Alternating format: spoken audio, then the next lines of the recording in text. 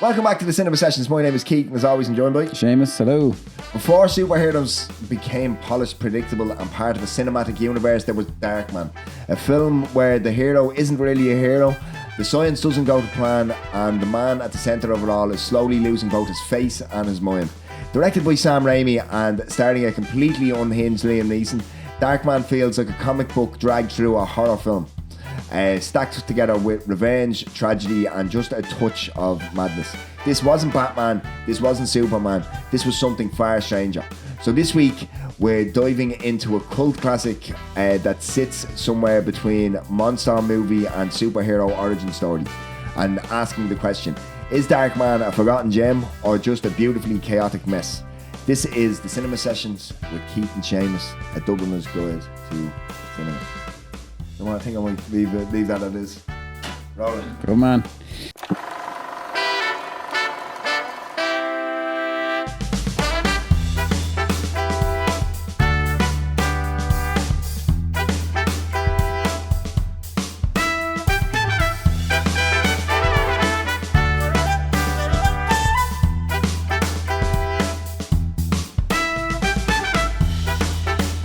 So, good to be back. Yes. Another fun-filled episode.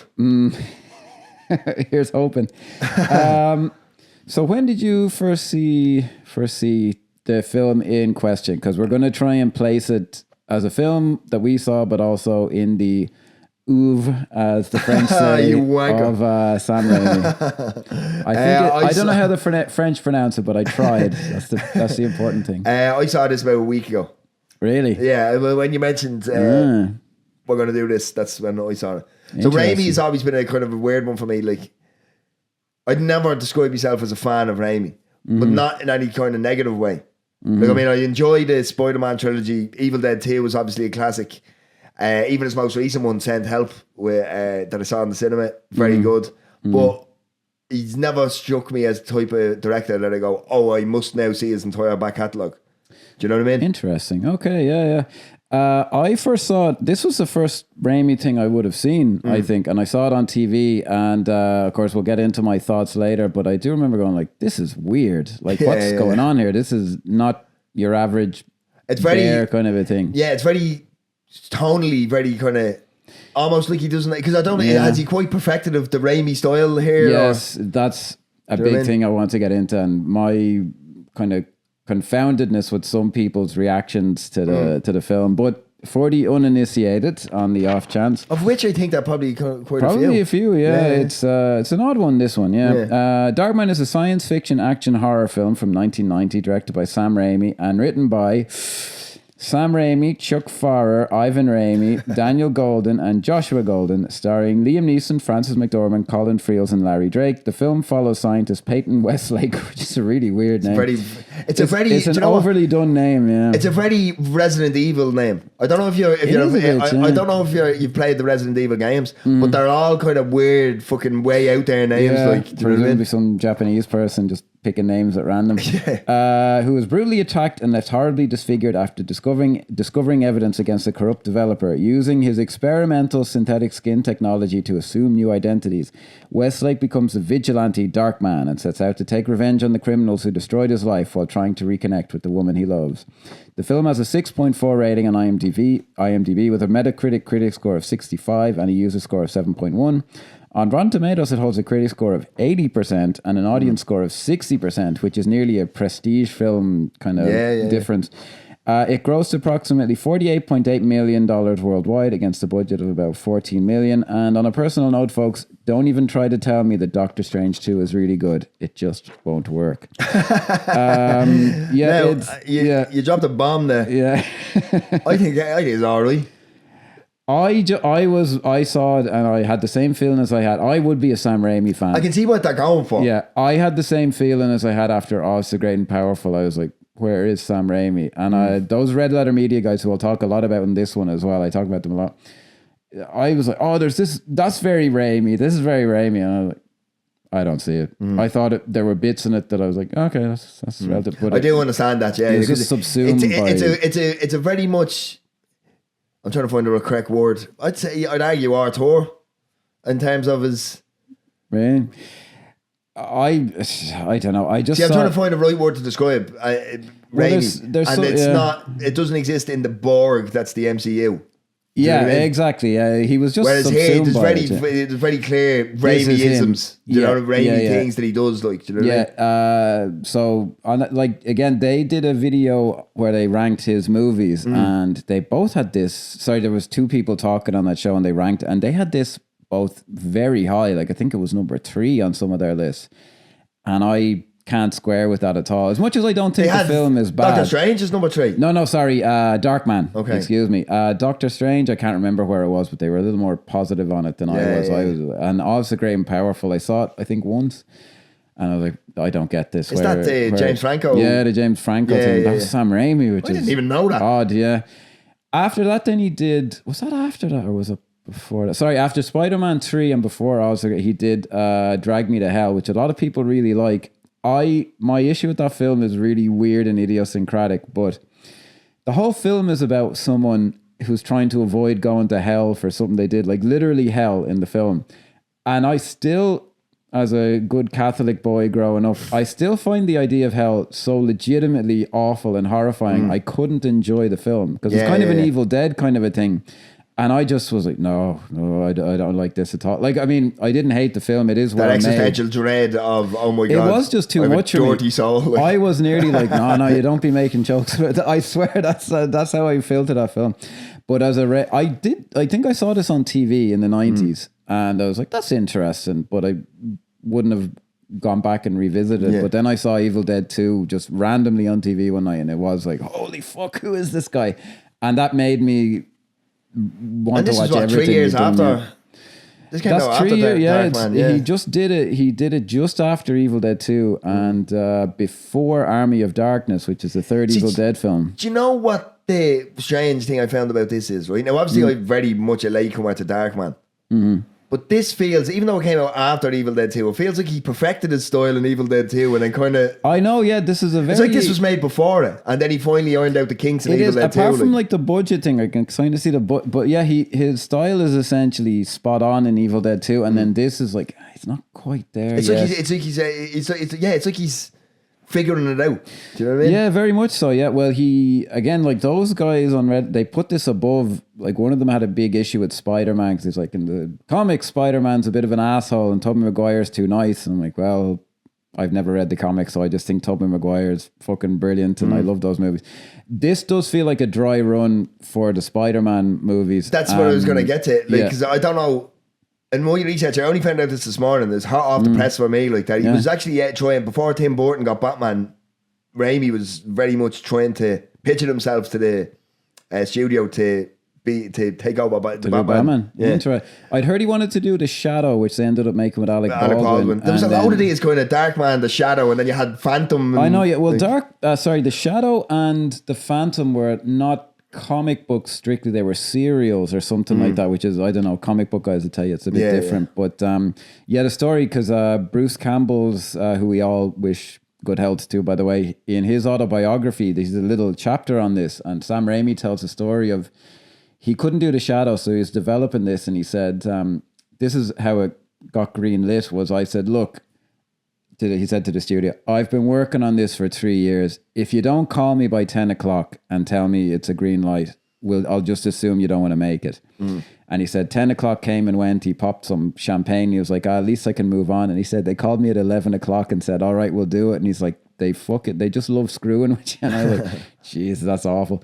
And then we'll talk maybe a bit more about it. But yeah, I saw it just out of nowhere, and it did seem to me like that's a kind of a weird film, but I didn't want to find out who the director was at the same time. Whereas Evil Dead 2, I was like, who is this fucking guy? What's he been up to? That really, I have seen all of his stuff, Sam Raimi, I think. Except for Send Help, because I left after a half an hour because the sound quality in the cinema I saw it in was so shit. Just name and shame, go on, Cineworld. Cineworld, Dublin, get your fucking act together. There's a big action set piece in it. They've given up on that. There's a big action set piece in it, and I know the sound must be great, but when I saw it, it was like, I was like, I'm not watching this. It's very intense if you watch it with the right sound system. Yeah. You mentioned the Red Letter Media guys there, right? And how they kind of rank it fairly high in his filmography. Yeah.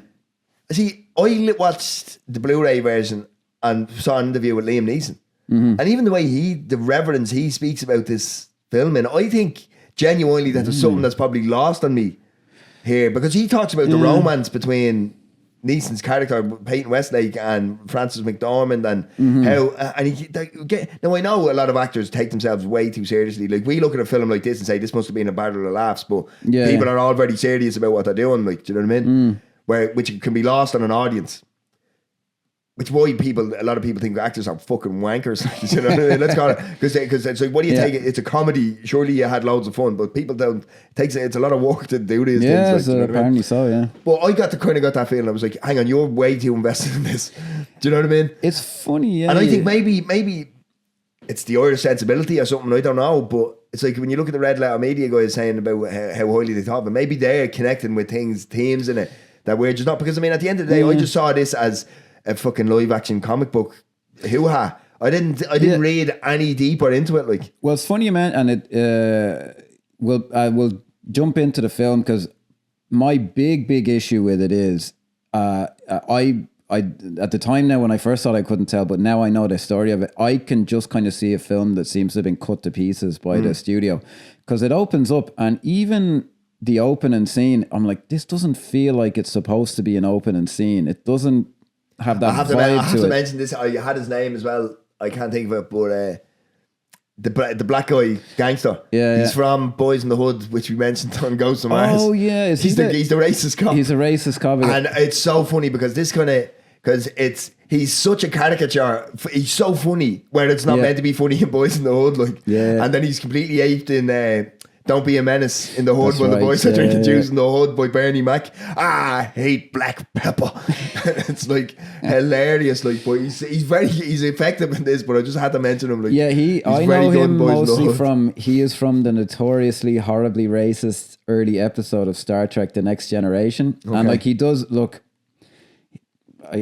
How do I tiptoe around this? But the whole thing is, he's like the leader of this, as I say, race of aliens, subhumans, and but they are just, I forget the details of it, but like it just like they're all like black, and it just comes off as like horribly racist. But there's a bit like, look, I'm not claiming I'm fucking Leonardo DiCaprio, but he has a certain strange look to him. But there's a bit in it where someone goes, he's really interested in one of the female characters on the ship, and she's like, I want nothing to do with this guy, and it's the counselor goes like, but I mean, are you saying you're not attracted to him at all? And she goes, well, of course I find him attractive. And you're like, what am I missing here? Like, he's no Denzel fucking Washington. There's a reason why we can't remember his name. Put it that way. But just to bring it back to Dark, that weird digression. It just doesn't feel. I don't know what the opening scene was, but because this film was hacked to pieces. This does not feel like it. I just got the vibe of he has.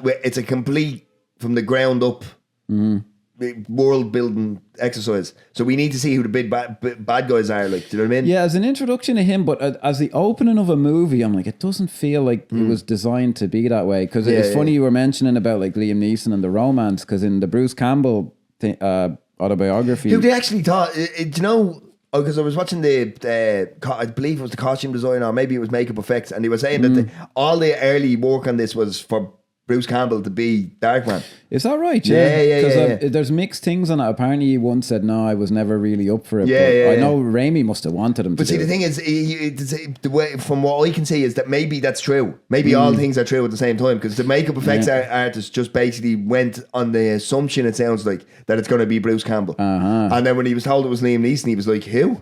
Like, well, that's the other thing, is like, he was no bigger than fucking Bruce Campbell. I was listening to Liam Neeson, he was like, Bill Paxton and everything was up for this. Like, do you know what I mean? And he mentioned somebody else, and I can't remember who. Bruce Campbell just would have been I love Liam Neeson, but Bruce Campbell would have been better. Yeah, I'd say so, because I think, I have to be honest, like Liam Neeson is one of our finest experts. I think he's horribly miscast here. I think he is. There's bits where I'm like, he's kind of. There's bits where he's like very, very good, but I think there's something about when you hear that, because he has a beautiful way of speaking, Liam Neeson.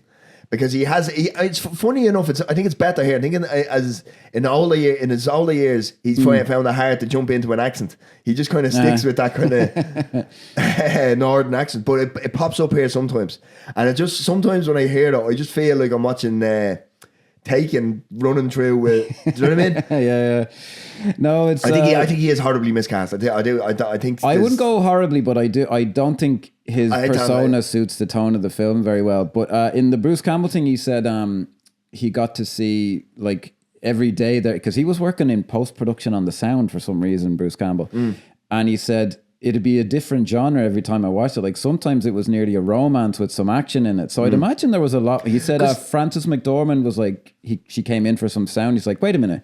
Where's this scene? Where's that scene? Yeah. She was in it a lot more. And like that's what because Liam Neeson mentions it as well about the romance in the interview I saw it with him, and I'm like he's remembering a fucking different cut of this film because the romance is there, like obviously. But I remember going like, hang on for a fucking second, right? Because just to use that strain without getting too divulged into the rest of the film, but like. The romance, right? He asks her to marry her. She says, no, I have to think about it. He dies and then she fucks off with the property developer for ages and then she goes back. That's not a fucking romance to me. Like, do you know what I mean? It's weird. There must have, I'd imagine there was an opening scene with the pair of them together that we did. But it again, the flow of it just doesn't seem like it's all a bit an clunky. Opening scene. Yeah, because they introduce us to that gangster character and he just gets killed and you're like, all right. Yeah, and he seems like he may be a big bad or something like that. Yeah, now that we are introduced to Durant. Yeah, he is brilliant. He's very well. He's very memorable. Larry Drake. Yeah, he I always go on about this, but I find it fascinating. He played what we'd now say like a mentally challenged character on a show that was big at the time, LA Law. On his IMDb page, and this is what I mean, times change, he just goes, I'm very proud to play a retard on that show, and people who have family members who are retards and all this. And you're like, whoa. Yeah. But then this is what it drives me nuts about. Look, you can criticize it, like, but PC language. I'm like, look, in 5 years that'll be the insult, and you can't say it anymore because it's just the way. And now you can. Things were crueler back then. There's no fucking question. Yeah. But there was a complete lack of understanding. Well, he just thought that was an okay, and it was at the time. It was, yeah. Like, I mean, it just is what it is. Yeah. Like, but I did find he has a great interview on the Blu-ray, and I was surprised that he did one because he passed away in 2016. Quite a bit. Yeah. So they must have now. Obviously, Blu-ray was around, but yeah, he. But from what I saw in the interview, this strikes me as something that he does. He has a lot of affinity for, because even how he speaks about the role and playing it. He's very memorable. And I would actually say, we'll get to it at the end, I say he's a non-submersible unit. Like, I found him very memorable when I saw it. Yeah, there's something about him. And it's very good. The dodgy haircut, everything. Like, it's just very... There's something wrong about him. Yeah. And he speaks very well, because he goes, I'm a big, burly man. Like, do you know what I mean? So I knew that I'm only going to have a certain amount of roles. So doing this, it was... So it can be difficult to stretch your acting chops when you're just these roles. But he said he was able to find a way, working with Sam Raimi and all, to be able to bring a personality to Durant and all. And it's just really well, because it's true. Because Liam Neeson should 100% be the most memorable thing in this film, and I don't think he is. Unfortunately not, I don't think he... I don't think it's always his fault though either. Yeah, it's nice he had a good time. I just don't know that he was the right... overall, because then you look, because I mean, I think about Bill Paxton as well that he mentioned somebody else. I can't remember who it is off the top of my head now, but it was someone well known as well. But I can't imagine Bill Paxton doing this too well. When I think of Bruce Campbell doing, I'm like, that's the guy. That's the right guy for it. He's a really great actor, Bruce Campbell. He doesn't get the plaudits. He doesn't know. Like, he does his stuff that everyone knows him for. But this is random. But he did an episode of the X-Files where he plays like a demon who keeps trying to have a kid with women. And I say it to you, and you're like, Bruce Campbell, I can see that in my head. And he never does what you'd expect. He plays it very sincerely, and it's brilliant. Like, he's a really great actor. But he would have done, I think, more of his Bruce Campbell kind of shtick in this. And it's a shame that we were kind of denied. But anyway, the action scene here is pretty good for the time. Like, it's good. He didn't have a huge budget. And it's funny, there's very, like, I'd call it Raimiism almost. Like, it is a funny thing that they take your man's leg off and use it as a machine gun. And the point of view of the gun and all this. And he was very, I think, inspired by Hong Kong films at the time, because it's very 80s Hong Kong, like the way everyone's wearing the long coats. And so, but he was, was one of the producers on John Woo's first film, and apparently the story was if Woo doesn't work out, they're just going to replace him with Sam Raimi. And I'm like, I can kind of. Now his brother is obviously part of Durant's crew. Ivan Raimi. Is that the one? Yeah. Or is it Ted? Ted Raimi, sorry. Ted and Ivan is another one. Ivan is the guy that he wrote it. He wrote it. He's like just a doctor. Yeah, but occasionally writes movies. Yeah, I know, it's weird, isn't it? Yeah. But they're all the imagery. Now, obviously, Sam and Ted are fucking mirror images of each other almost. But Ivan is the kind of, but he still looks like them. It's a weird kind of. They're like the Baldwins, except like dorks. Do you know what I mean? Yeah. That's a good way of putting it. Yeah, he's given like there's some thought put into the characters. My problem is it just. The whole film as a whole feels like very haphazard and kind of just. I feel like things. Now that you mention about it being hacked to bits, I feel like there was probably a lot more for his brother to do. Yeah, because he kind of seems like he's just. What's there is interesting. Because we spoke about Ghosts of Mars and how the one of the cops is just there for about 20 minutes in the film and you don't know what he's there for or what he's doing. This kind of is the same because there's things being said to him as if he's this big character, but he's not responding or doing anything. Yeah, it's a bit like you notice it, but even the close-ups, Jordan, like what we'll get to, like, do you know what I mean? There's close-ups of him and it's like, to what end, like? Yeah, it feels like undeveloped as opposed to that's interesting. Like they just get it's for me anyway. That's how and then we get. Something that this is where it starts. I'm like, oh, this is the proto Spider-Man, like the title sequence, like even the music. I think it's Danny Elfman is kind of reminiscent. Then we're introduced to Liam Neeson with he's a scientist with a single assistant making the synthetic skin, and it keeps breaking down at 99 minutes, which I kind of like that it's stuck on. See, this it's one the thing, taking time clock. Yeah, it's introduced that, and I think that's essentially all that is. I think that's a good gimmick. Like, I think it's a weird amount of time that they chose for us. Surely it'd be a shorter time frame. For some of the stuff you later can get a lot done in 100 minutes. Like, you know what I mean? It would just be too easy. I don't know in the sequels, because spoiler alert, I haven't watched them. I wonder if in the sequels they said, he can just use the masks for whatever, because that's the closest he has. He has the super strength and all that, but that's like his superhero gimmick. Although I don't know that I will go into this is a superhero film, but it's like it's kind of interesting. Like again, this is where I'm like, Liam Neeson just doesn't seem like quite the right guy for this. Like I don't know, because Sam Raimi stuff is a bit like cornball, like where he's like, come on, why can't we figure this out? We're smart guys. And it's like, he's a good actor, he's doing fine, he's just not quite the right guy for that. Whereas Bruce Campbell, I'd be like, I kind of know how he's doing. Because it's a testament to the actor that Liam Neeson is, because he does have a very unique screen presence and personality, which he is trying his best to not do in this. Yeah. But it's still, unfortunately, because of why we sing his praises and other things like Michael Collins or Rob Roy or even Taken, is the very reason why there's probably issues with this. Is because it's that personality bursting through, which isn't a bad thing when it works. Yeah, there's some bits later where he's more intense, and I'm like, there we go. Yeah. That's very good. Some of the stuff when he's Darkman, which he obviously mentions because he's bandaged up and everything, so it's difficult for an actor to relate. But some of that stuff is all right. Like, do you know what I mean? I hate some of the kind of lines when he's Darkman, because he'll say something and then scurry off. Like, do you know what I mean? Yeah, this is what I mean when I'm like, how you could put this over Spider-Man when Spider-Man is the refined version of this, basically. But then we're introduced to Frances McDormand, the wonderful Frances McDormand, who's not 3-time Oscar winner, Frances McDormand, which I only times. Excuse me, 3 billboards, and she won it for Fargo as the first time on it, and then 3 billboards and then Nomadland, was it?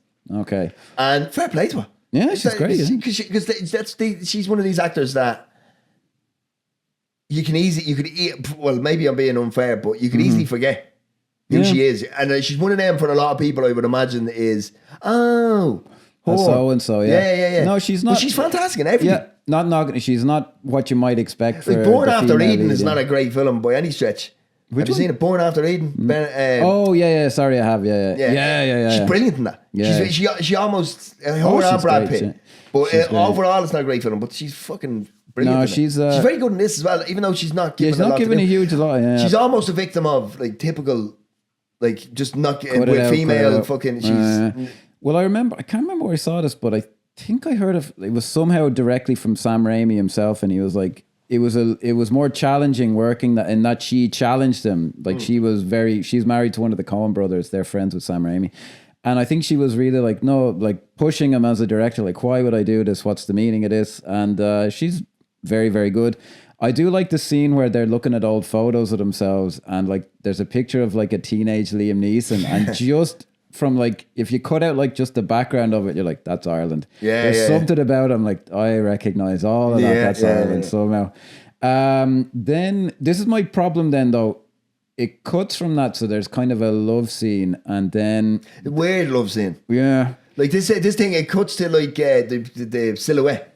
And it's like, oh, you always wear such tight clothes and all. It's weird stuff. Yeah, and then it just kind of randomly cuts to the morning. Now, I do like the detail of the coffee stain on the notice. We have to be able to remember it. Yeah, so you remember. That's very clever. That was quite clever. Yeah. My problem then is though, it cuts from that important thing and it just cuts to her meeting the developer guy. And it just, I'm like, where's... There's something happening here that's we're not seeing. Yeah, like. It just seems to hop. Like my take on it was, it seemed to me like the studio just said, yeah, we don't like this. This could have been 2 hours plus. Apparently it nearly was. And they wanted 10 more minutes. The story goes they had 10 or 12 minutes cut out of it, the studio. And Raimi snuck in and stuck it back in, and they didn't notice. Or like, I don't fucking know. Maybe that's true or not. Sounds a bit far-fetched. But you can just tell from the stories like the studio, like, no, we're not into this. Fuck all that shit. Just get it out of there. And Raimi's like, no, that's what makes it better.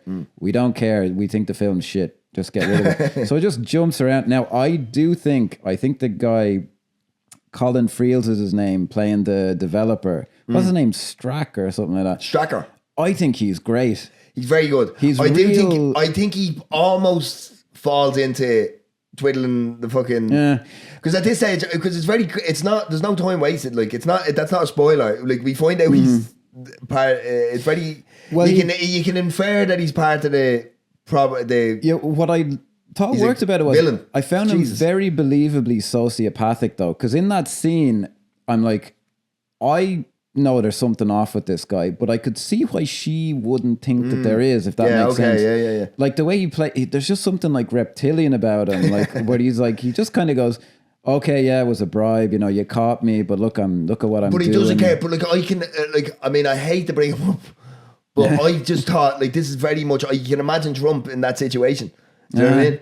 And I don't mean him. I mean that property developer personality type. I'm not even going to mention his name. That was a big villain thing in the late 80s. Like 100%, because I mean all the gentrification in New York and all, it was all happening at this time. Yeah, like, do you know what I mean? It was like people being made homeless and like. It was very well. I just thought he was great. I always remember this from the Bruce Campbell thing. He said there was a scene that Bruce Campbell said, I thought it was the best scene in the film. It must have come a bit later on because, as I say, they set him up initially and you're like, he doesn't seem like he's going to be the big batter on. But there's a scene later on I kind of got the feeling of watching it, I went, he's up to something. Something's off with him. Yeah. But there's apparently a scene later on where you just see him alone in his apartment and he takes out a little chest filled with gold coins and he throws it on his bed and then he takes off all of his clothes and he just rolls around naked in the gold coins. And then the next scene is him kind of being nice to Frances McDormand. And Bruce Campbell's like, I thought it was brilliant because now it gives the next scene a completely different flavor. And he said people cut it out because people said, it makes me uncomfortable. And he's like, that's the whole fucking point, is you're supposed to feel this makes no sense. I hate that because I mean, when you hear fucking test audiences didn't like it or whatever, like that doesn't always mean that it's bad. A studio exec goes, they didn't like it, means bad.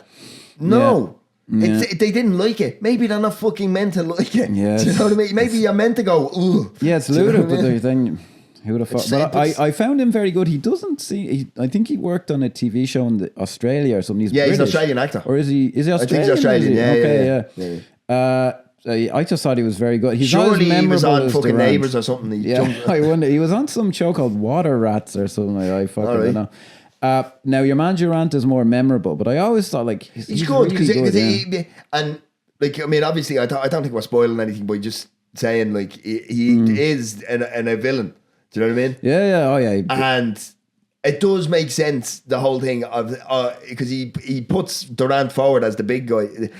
He says like he's my competitor here, and in fact he's an employee. Now here's the first time that I am like, okay, this is where the cut to pieces thing. So he goes, I think he would do anything to get it. Cut to Liam Neeson in his lab with his assistant Now, discovering it, and they, yeah. But here's where the logic I have a big issue with.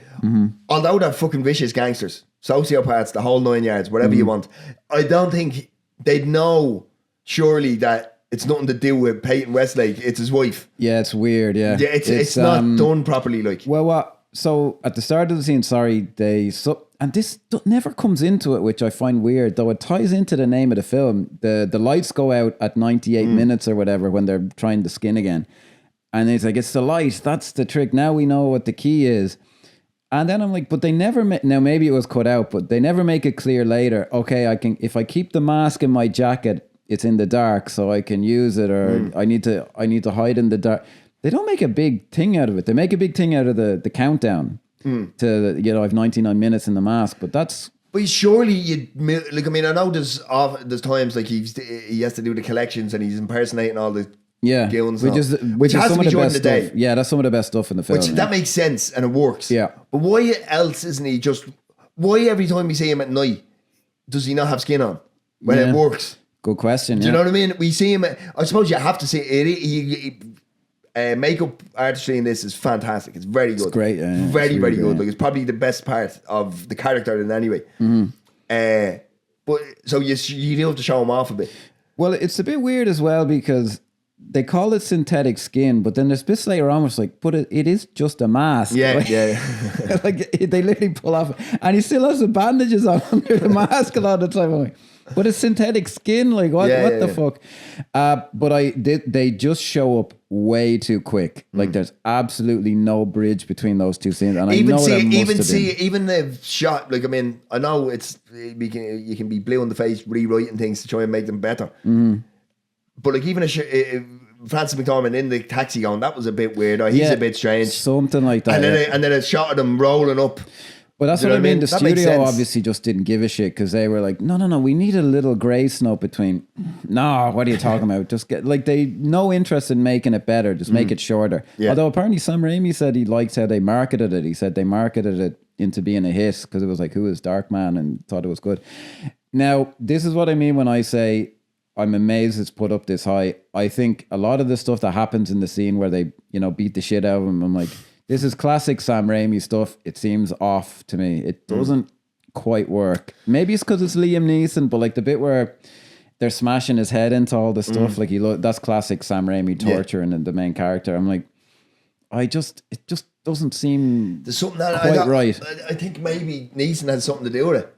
There's something. I hate to say it, but I think so. Yeah. Because I'm sure like there was probably stuntmen involved as well, or body doubles for certain aspects of it. But some of it is just, I don't know if it's a shooting thing, if it's a choreography thing, or it's a blocking thing. But like even the shot where he gets electrocuted on I'm not very entirely sure what any of that stuff is. Like, you know what I mean? Well, they're very, actually, I think it's in this scene actually. Because he gets electrocuted with his hands. Yeah, what the fuck is that? This scene or an earlier scene, and he's in there, and they have a Bunsen burner going in the foreground, and there's not even anything near it, and I'm like, why the fuck is that Bunsen burner on? I think they're just random scientific gadgets. That's a science thing, yeah. I think that's basically it. You did that. You used the Bunsen burner in college chemistry, so there's a bit like I can't fault it like this. And then even this part where, because obviously he's then dunked into the water, which is what really affects his skin. That's what I thought. Now, so why isn't then? Now this is just stupid. Maybe I'm being too unkind, but that dunking his head in, surely then their hands are fucked. Do you know what I mean? I know. Yeah, it's shit like weird, that because. The shit like that, and I'd be like, this is a weird one to bring up, but Halloween 2, one of the set piece kills in it is there's just like boiling water, jacuzzi type thing, and Michael Myers is dunking the nurse in and out of it, and her skin is getting horribly burned and it's peeling off her, but his hand is way into it, like, and there's nothing wrong with it. Like. Shit like that.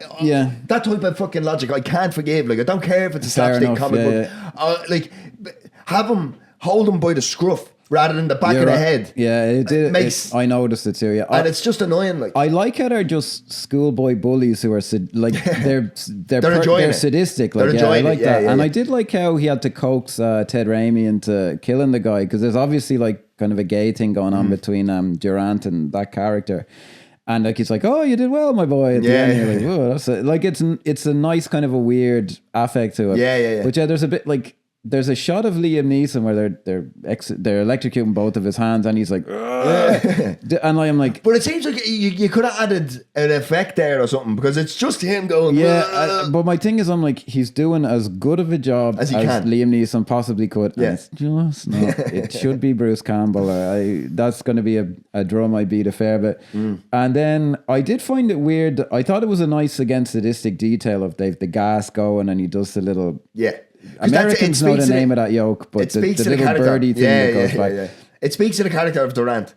Who again, we'll mention again, he's the best, he's the most well developed, I feel. Like, he has that gimmick of, he has the cigar cutter. The cigar cutter, so he cuts off people's fingers who cross him. He used it. It was good in the opening bit where he's and I like how he goes to the blonde guy, the sound engineer from Wayne's World.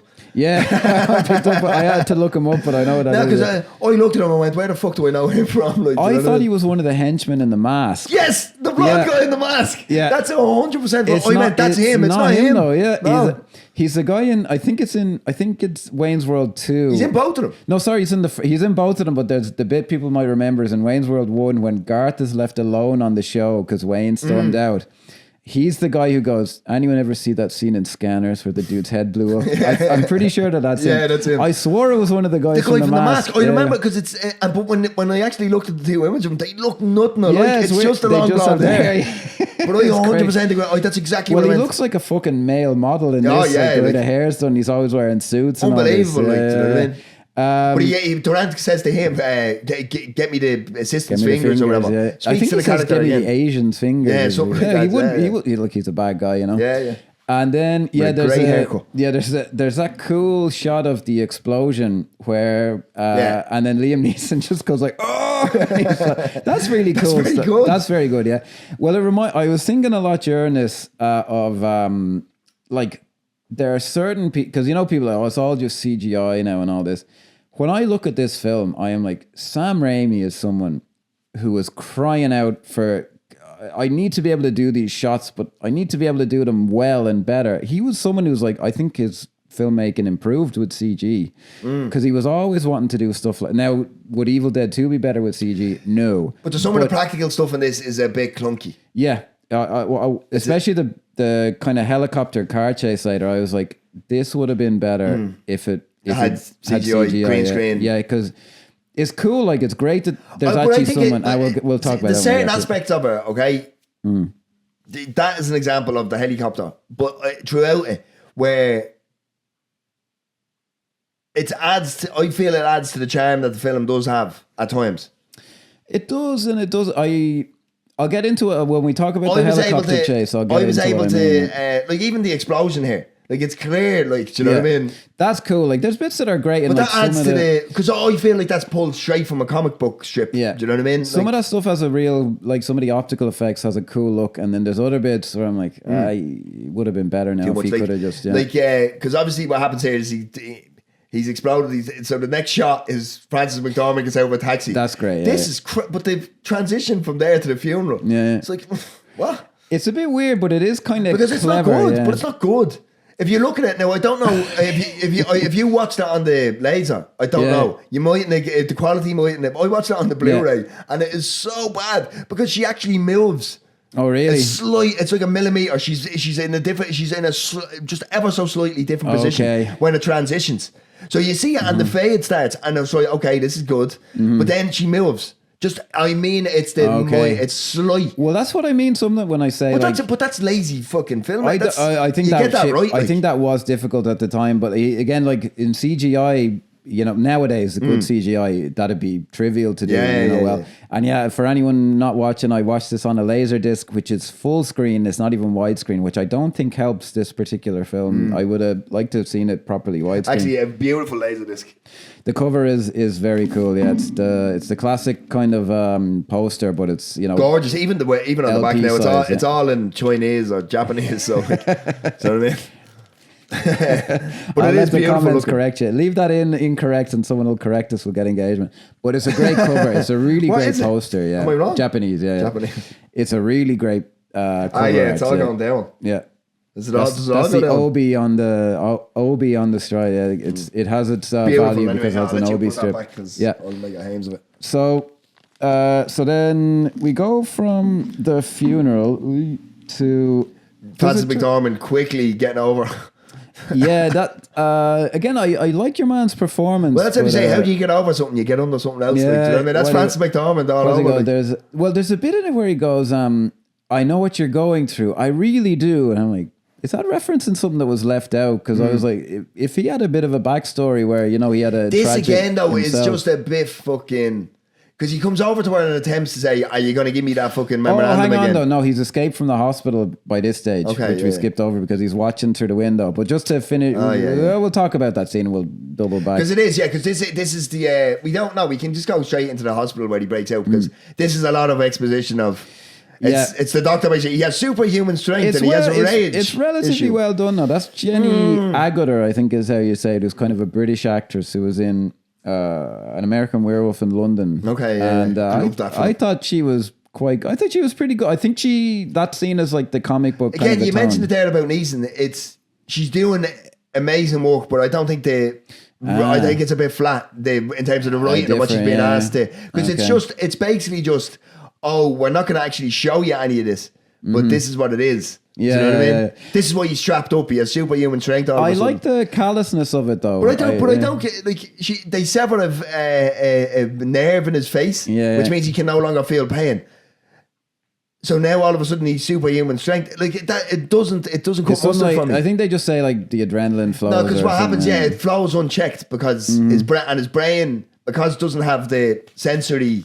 It has to find it somewhere.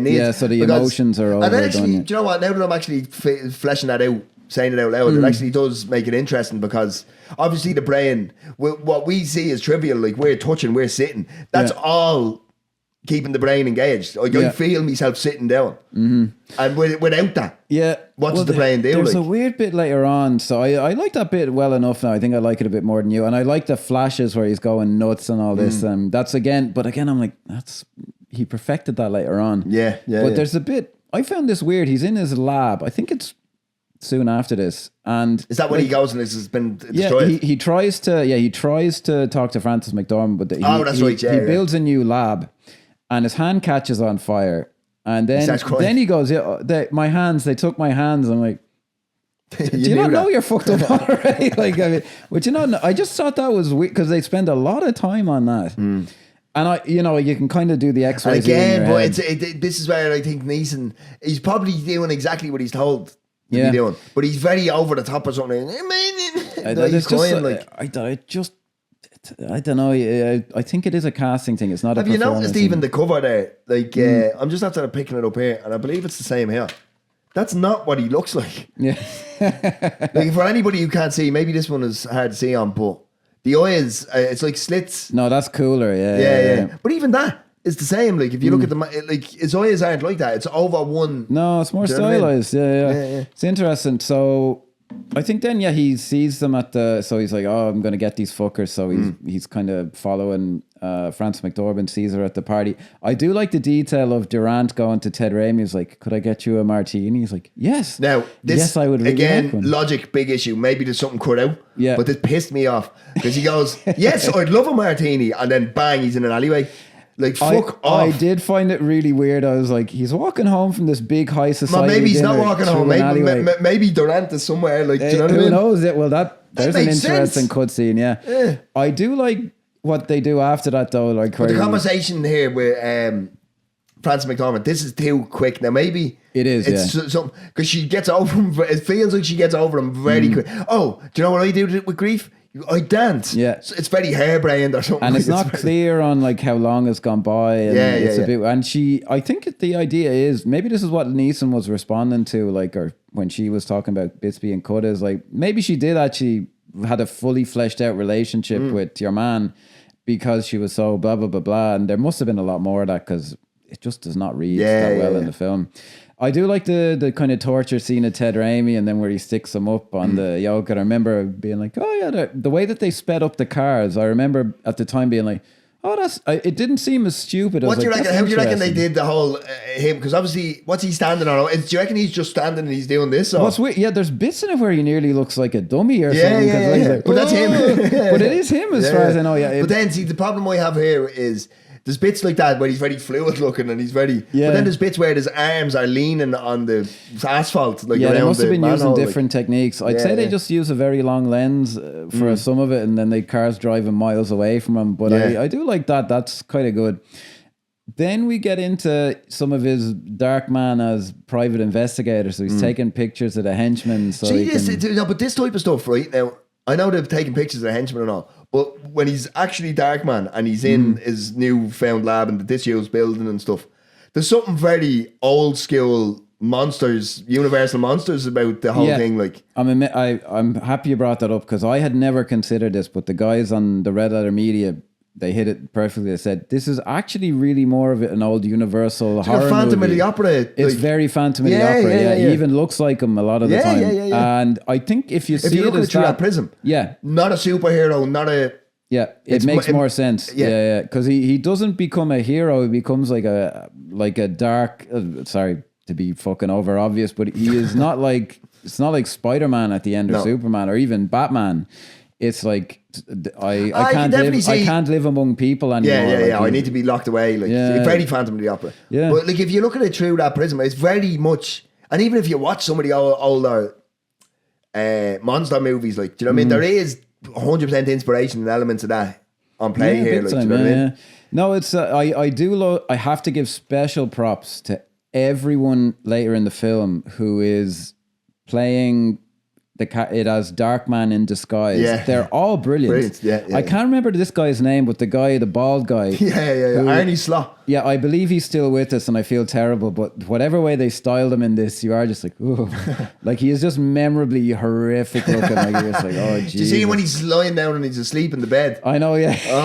He's like, oh Jesus. Yeah. But he is brilliant when he's playing him. They all play it as like, oh yeah, gaunt. Like what is going on? Like, do you know what I mean? Like, brilliant. And the way is like where they're in the restaurant. He's like, do you know where he is?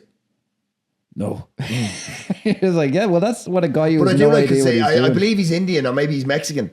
He looks Indian to me. That guy, But because but there's all these shots of him kind of going to all of them. Even Durant when he's in the restaurant, and he's like, what's.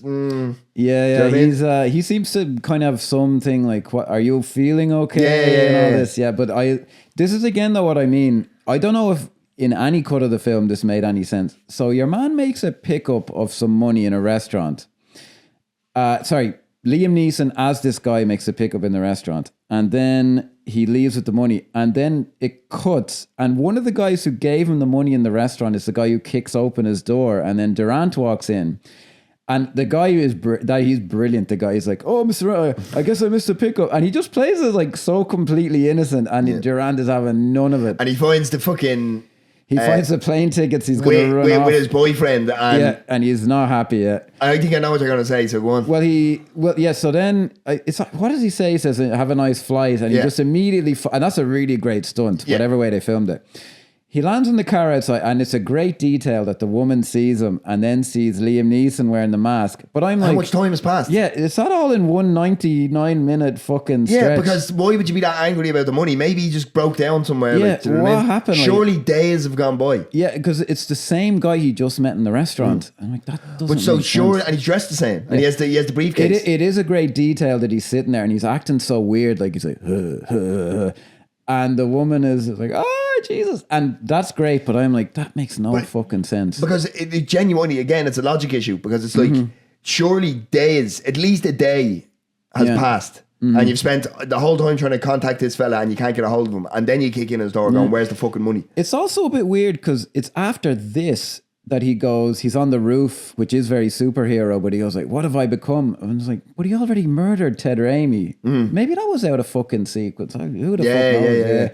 But that guy is so great. The guy, what was his name? Arnie Slot? No, what's his name? Arnie Slaw. What's his? Arnie Slaw. Arne Slaw is the Liverpool manager. It's just But the guy, I think the actor does have a name like that, doesn't He's he? the image of him. I don't fucking Is he? know. I swear the guy has a. I thought That's a that was clip. his name. Yeah, fuck me. But he is so good. That whole thing where I swore that was actually the actor's name. I should actually look it up. He's the fucking image of him. Yeah, is he? I'll show you a picture I am afterwards. so I am so fucking clueless. Maybe it was the So just time for shits and traveling giggles, I'll actor, show you yeah. now. Yeah. because I'd actually hang on and I'm going Great to check. podcasting. I'm going to check up fucking the actor now because I swear he did have a weird name. I didn't even pick up that it was a fucking joke. He does, yeah. Where is that fucking guy? No. God. No, it's Nicholas Worth. He has a completely different fucking name. He's a normal name. Yeah, Jesus. There's a clip, me being a fucking idiot again. And we're back, folks. But yeah, you just kind of get the wait, hang feeling. on. Yeah, sorry. Sorry, 1 second. I don't want to follow you. No, I clicked something I shouldn't have clicked. Hang on, give me a second.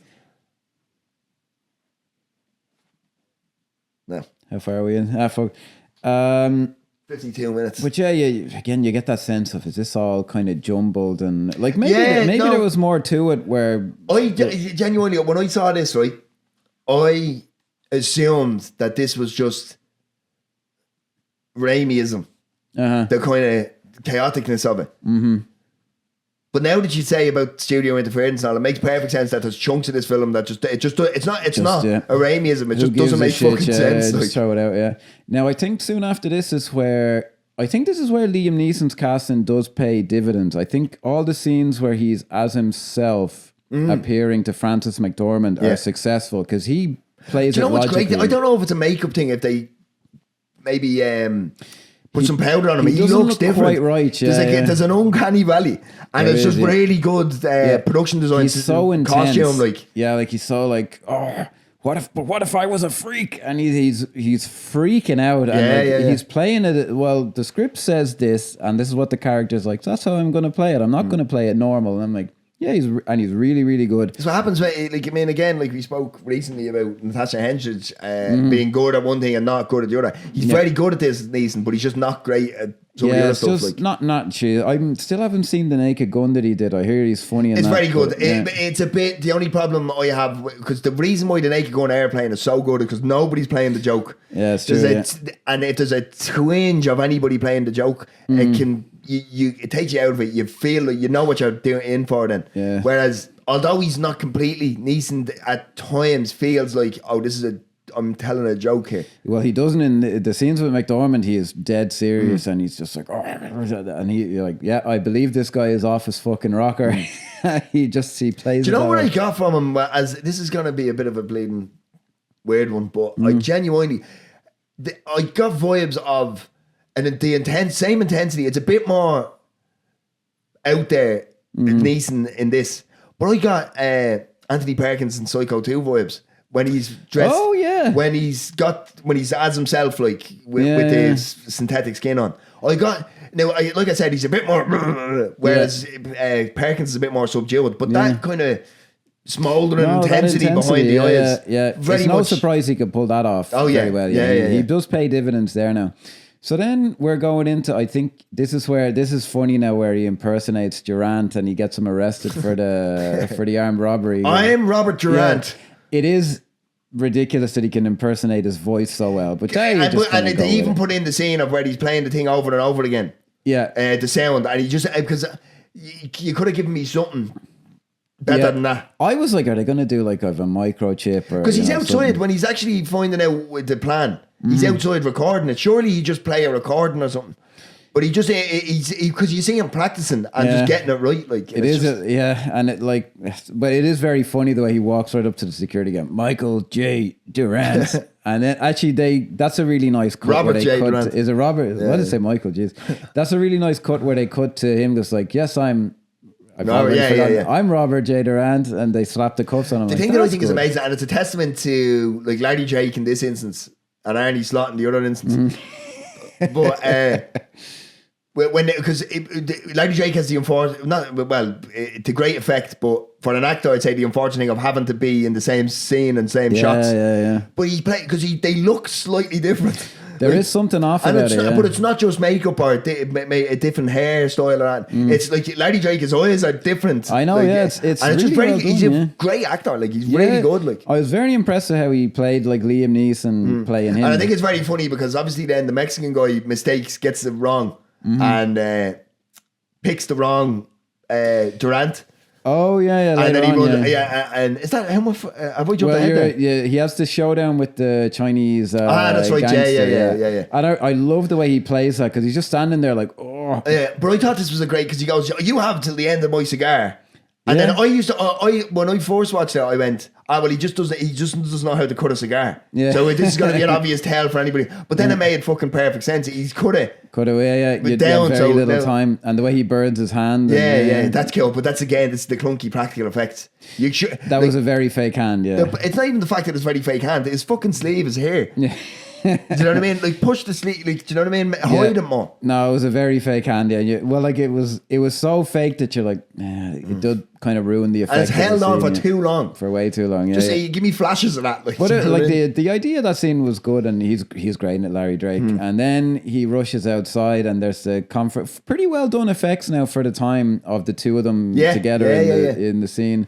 Like it's clearly a body double at times, but it's like that's me being pedantic. It's as you're watching it, it's fine. It's perfectly. And then the poor guy not being able to tell between them and all that, and then his face starts bubbling, and that's how he knows he made a mistake. You can see actually, and even on the laser, this guy could see it. What they obviously did was they'd smoke piping up through a little thing on his hand, and you can see him because he puts his hand in front of his face, so the smoke's obviously coming from his hand, but it's still a kind of a cool effect, and he plays it well, and he's just got to get the bubbling effect is always nice.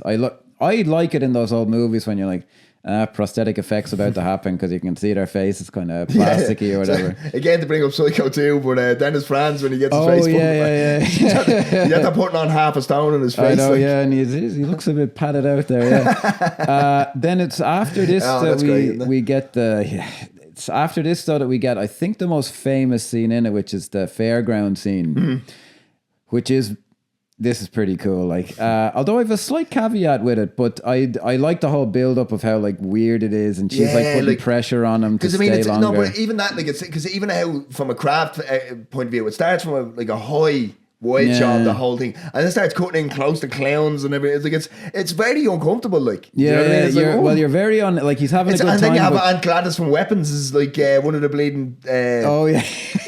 one of the statuettes or something that's moving. So you're pure like, Aunt Gladys. That's where Aunt Gladys came from. It's great because you're like he's having a great time, but this isn't good. Like he needs to get out of it. And then just the prosthetic effects on the freak boy in the carnival were fucking brilliant. Yeah. Jesus, that's and really it's very quick because it doesn't hold on the emotion of the situation, but you can tell like it's him making the decision. I can't be in this world anymore. Like, do you know what I mean? He doesn't. They're gonna laugh at me. He doesn't want to be ridiculed. All this stuff, really emotional stuff, but it's not held on enough.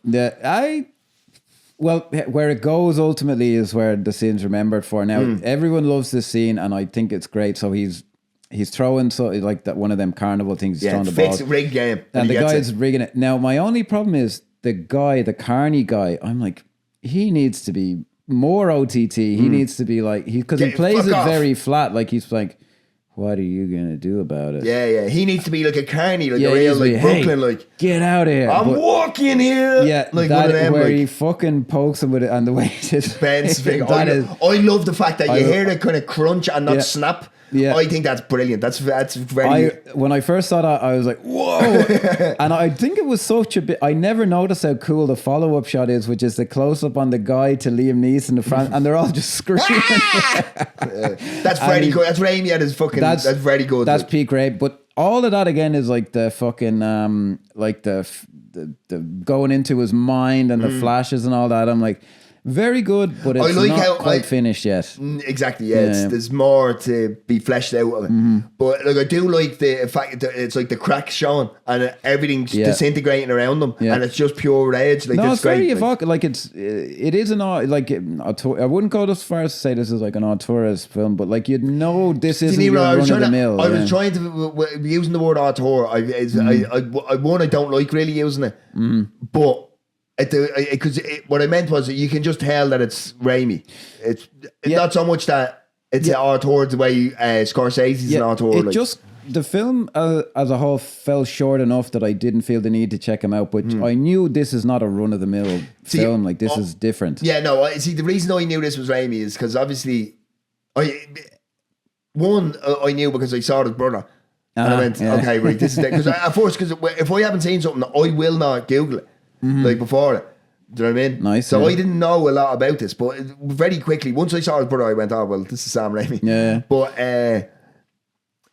all that kind of, like some of this crash films and stuff, like, I'm like, this is a Raimi film. Like, again, you know it just doesn't feel quite like he's ready for the big time here. But that's what I'm saying, like, which is so weird that this came out 3 years after Evil Dead 2. I can't get over that. Like, well, it's weird if you watch this and the film he made between Evil Dead and Evil Dead 2 called Crime Wave. There's a big action scene on a freeway with cars and all this, and it's like, that's when I saw that for the first time, I was like, this is Spider-Man, but he didn't have the budget or the technology. And kind of the same here, to be honest, I find. So then she follows him back to his lab because he runs away and his face starts bubbling and all. Don't look at me. And she finds out where it is, and then why does she go? This is a bit over the top here. Just to bring it back a second, as he's actually running off, and it's like, please forgive me. That's already over the top, and it's OTT in the sense that I just think Liam Neeson went a step too far with it. Rather than he's just doing what he's been told to do, which we're being very kind to him throughout the film so far. He just OTTs it. I could see again. I hate to keep beating this, but like Bruce Campbell, I'm like, that would have been your man for that. So then, she kind of talks to him in the makeup effects because you just see his face without the bandages here. That's one thing that I have to say, cinematography wise, is so when they're in the lab, like his new kind of fucking hideout, essentially, the lighting is because you see the light, big beams of light from different aspects, but there's still light in the faces, and it doesn't seem contrived or that, and it seems natural. No, and that's a difficult thing to do. Yeah, this was Bill Pope who went on to do the Matrix films. And he's a real serious guy. No, it's great. So she kind of knows what's been going on at that stage, and she, I think it's here. She says, "Why didn't you tell me?" And I'm like, well, take a look at the part. I have no lips. But those makeup effects are fucking brilliant. See, I think one thing that I think, because you think his accent while he's Darkman, just put it that way, is weird. But the reason that is because they have prosthetic teeth on him, and they don't. He looks like his mouth looks like the mouth on the Evil Dead cover. Like, yeah, exactly. Yeah, he shouldn't be able to talk at all because he's no lips. Yeah, he should just. But look, they need to have him fucking talk. So she I don't know. There's some logic to she goes to see her now boyfriend, the rich guy, or which something. Isn't properly fleshed out. Like it's hang on, they've had a whole relationship. Like what? Yeah. So because he does bring it up in the carnival, he goes, it was somebody else. There was a man who was very kind to me. Yeah, and he he was about to tell her in the carnival back scene. Doors kicked. Yeah. Oh Jesus, we're gonna get caned for that one. I did notice actually, and is this more visible on the Blu-ray? Because I noticed it even on the Laserdisc. So he opens the shutters, the millionaire guy, to show her what he's been building. Yeah. And you can kind of see the buildings through him when he's walking in front of them. I don't know, maybe they fixed it for the Blu-ray, but like I can't say it's weirdly kind of transparent on the thing. Yeah, now they were tricky. I did effects. see that it was just it was a matted screen in or whatever. Yeah. But no, I don't remember that. No, the scene itself is like that shot. I'm like, I see why you wanted that shot. It's great. Like, it's a great shot for that kind of thing. But the one thing I would say here is this is just, even though there's something slightly different, it's essentially the same thing that's happening again in this scene. Where he goes, he's turning into the bad again. Like, this is not because this is why I said it doesn't seem like a reveal. Do you know what I mean? Yeah, because I knew. Well, that's kind of. I knew that this fella's the fucking arch villain here. Like, do you know what I mean? But because it's the same scene happening again. Well, you weren't meant to hear that or something. It's kind of neither fish nor fowl. It's kind of like it's not a reveal for us, and then the fact that it's a reveal for her isn't that played up. Yeah, nobody cares. Like, but I do like. I think he's good, and I do like the scenes. Like, if you're not going to kill me, I have things to do. And then she shags off, and then she might have bumped into Durant in the fucking waiting room. Yeah, like Jesus. He comes in, and I just like the interplay between the two of them. Like, Durant is obviously someone who has notions about himself, like the house he lives in and all this. Yeah. He's very like well spoken and all this, and even the line he says. What's it? He goes, I've good news and I've bad news. He goes, custom dictates that you give me the bad news first. And you're like, this is a guy putting on airs. Like, I like that. Like, brilliant. Like, There's. But there's what's he something say? there. Because he goes, the doctor is back or the scientist is back or something. He says, and what's the line that Did he Durant say I says? ventilated him? He's eviscerated him or something. Something like that, yeah. Or the limit, like a word, like he said, no, he's dead. No, this fella's like maniacal. He's going to use he's going to use the more inflated word, yeah. Yeah. So then, this is again what I mean, though. He goes, how will I find him? He goes, we have a guide, and then it just immediately cuts to them with her at the lab and all this, and I'm like, just needed Just a little something in there. Like, even just a second, like. Well, having said that, we go into a nice sequence here. We get our boy from Wayne's World getting in person. They did seem to give him a bigger chin. Yeah, and he was weird. He was more unattractive, obviously, as when he's playing Liam Neeson playing him. And that's like nearly exactly a shot from Evil Dead 2 where the Evil Ash is, and they even give him a bigger chin when he's Evil Ash. Yeah. That is just I exactly had a real Evil issue here again, and again, it's me being probably pedantic and a bit too unkind. But the dubbing, when it's Liam Neeson's voice saying the line back to the guy, I can't remember what it is. Okay. Because he Wayne's World guy kill the other guy. Kills the other guy, and he goes, and there's a line that he says, and I'm sorry, Jesus, this is great podcasting. I can't remember what it is, but it's so clearly dubbed badly. Like, your man's not. I don't know where the breakdown was. Oh, he's saying something. He's saying something. His mouth's moving differently. Like, do you know what I mean? It's really fucking annoying. Fit something in. Yeah. Now, this is where I'll get into my thing about Raimi was always a director crying out for CGI. So. It's a very well done action scene where he's hanging off of a helicopter and Durant's like shooting at him. All the practical stuff is great. They're hamstrung a little bit by the fact it's just a guy hanging off a helicopter, which is really cool and really great. But Raimi wanted it to be a scene where he's more active, the guy on the line, like Darkman. And I don't think they had the technology. Whenever it cuts in and it's obviously Liam Neeson, you're just like, that's rear screen projection or whatever the fuck the detail was at the time. But even there's some of the things here that are clunky, like when he's hanging and he goes into the building. Yeah, right? That wouldn't. The physics don't work. The physics don't make any sense. Yeah, I do like that. That actually, Liam Neeson pulled says that. The lion. Yeah, I thought he pulled that off well though. Liam Neeson Wasn't bad. Excuse me. Yeah. I was like, he did that well. Yeah, and then he goes back out the window. Like, the helicopter would have crashed. Yeah. He wouldn't have been in there for any time. Yeah. It's a bit much, but like we were saying in the Ghost of Mars, I was watching Beverly Hills Cop 3 and I was like, this is amazing. They're doing it for real.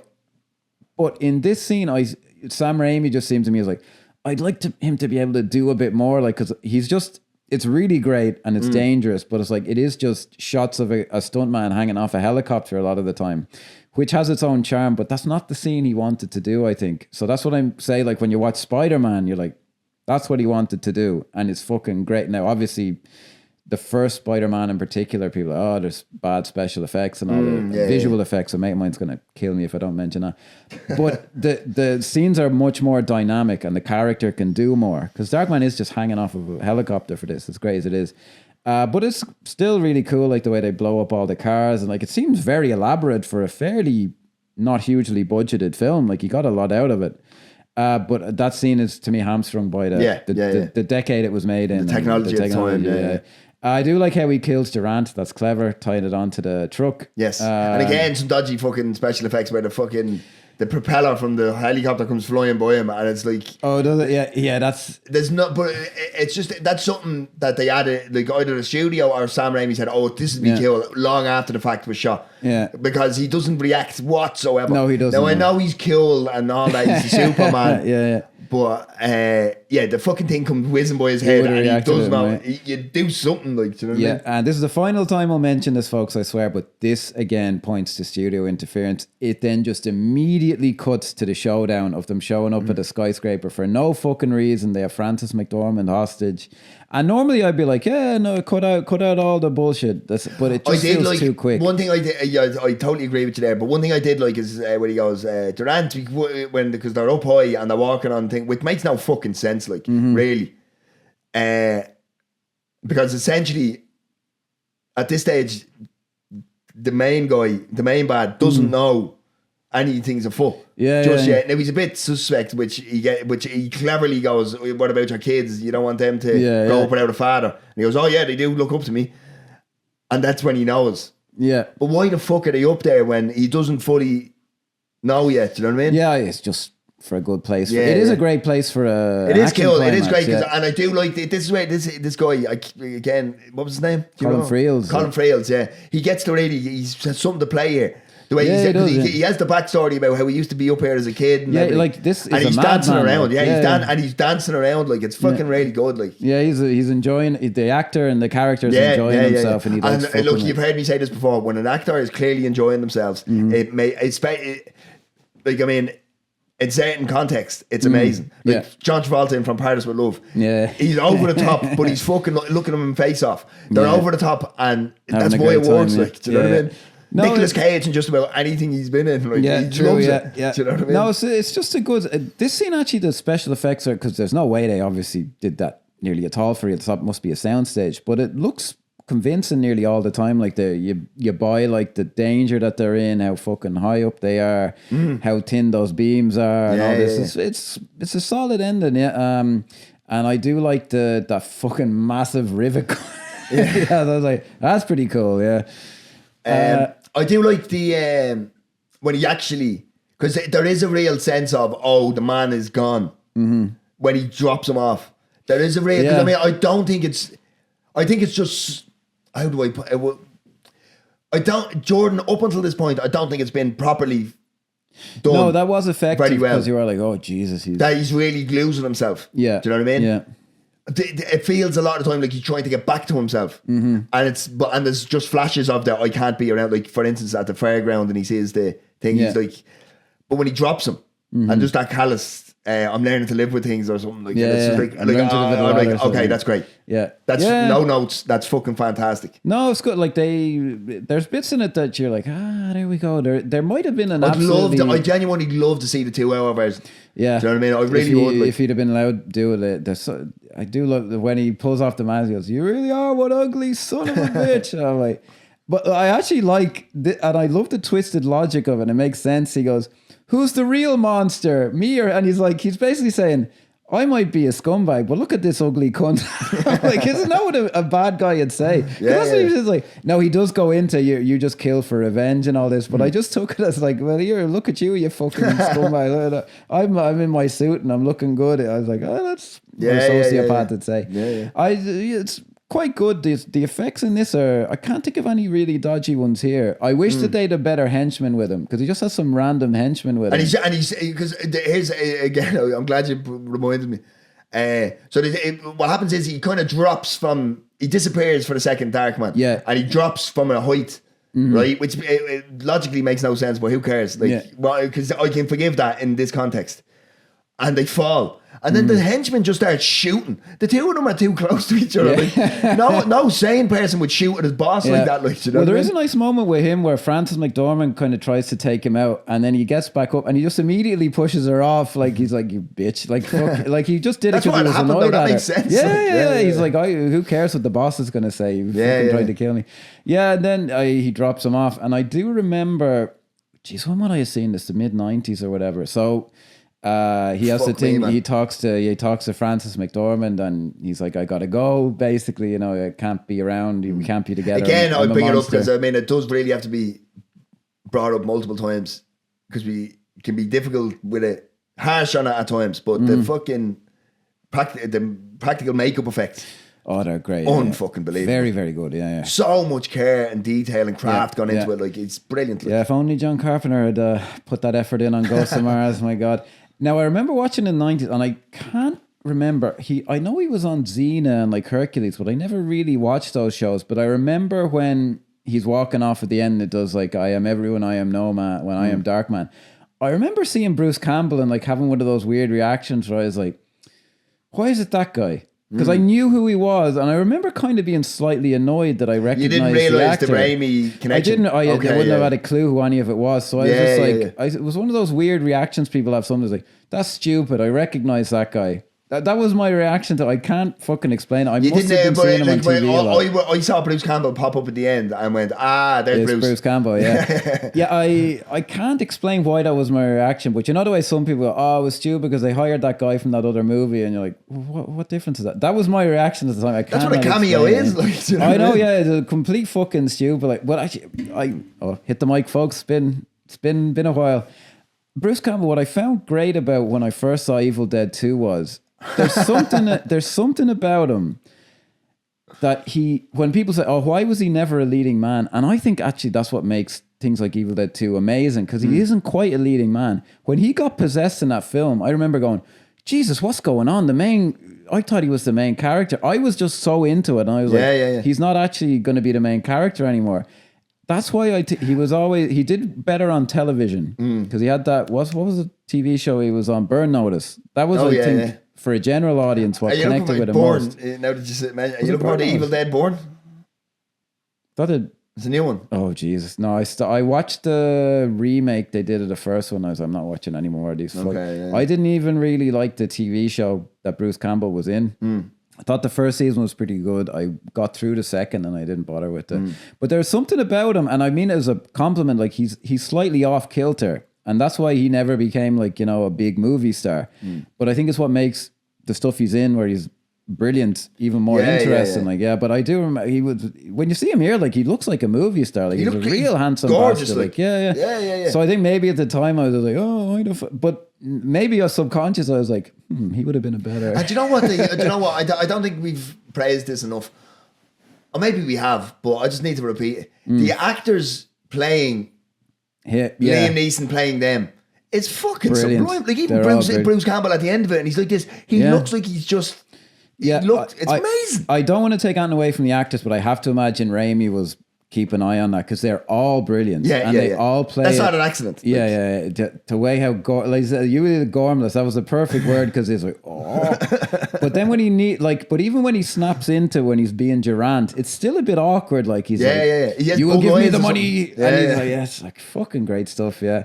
Or like that's or the shot where they're both running around in the revolving door. It's like, shoot him! But the difference in pitch and the voice and all. Yeah, there's something going on. That's a classic Raimi, like nearly Three Stooges thing or something. Although whenever I say the Three Stooges, it's all cultural osmosis. I don't think I've ever seen a fucking Three Stooges thing like ever. No, neither. Laurel and Hardy, because I used to have an old VHS tape with some of their stuff, but I've never seen Three Stooges. But I know that must be what it's like. Non-submersible units, Keith. Oh, I have two. I think Larry Drake as Durant is fucking sublime. Yeah. I think he's so memorable. I think he's, for a film that doesn't really spend a lot of time, for whatever reason, studio interference or just bad writing or whatever, fleshing out characters and everything. And actually funny, I mentioned this, but off camera, but the second one is just called Return of Durant. Yeah. Because if you've seen this film, you know what it means. Because I remember hearing the name and going like, am I supposed to fucking know who that is? But when you see the first one, you know exactly what. Yeah. Like they killed Durant and they went, oh, we have to have him back. Yeah. However the fuck they do it. And funnily enough, I haven't seen the second one, but I am going to watch it solely for Larry Drake. And Raimi actually turned around to him after a premiere, because Raimi produced. He didn't write or direct the second one, right? But he was involved in he produced it. Maybe an executive, or maybe was a fully fledged producer. I'm not sure. But he said to Larry Drake at the premiere or whatever, I believe, because this was direct to video, the second one. Yeah. And he said we have to get you back like somehow. And he goes, "You've blown me up twice. I can't unless I come back as a brain in a jar. I don't understand how I can come back again. Like, do you know what I mean? Yeah. But for that, because I mean, I'll be dead honest, I wasn't watching this and going, oh, I can't wait to see a sequel. But I'm happy that there is one, and I get to see Larry Drake as I'd watch them, Durant again. I was thinking I'm going to watch it because it's the guy from The Mummy who plays Darkman. Do you know The Mummy? Brendan Fraser. Yeah. The guy who plays The Mummy is Darkman. Arnold Vosloo. Yeah, is it? Second and third one. Is Jeff Fahey not in them though? He might be. He's not Darkman though. I think he might be the villain or something in him. Yeah, I remember for whatever reason, because I think again I saw an ad and it's like Jeff Fahey, and I was like, who the fuck is that? Yeah. Who is? And he is an actor I like, Jeff Fahey. Don't, but at the time, so Larry Drake is the first one. Yeah, and then second one is props on I'll never forget how striking the makeup is fucking brilliant.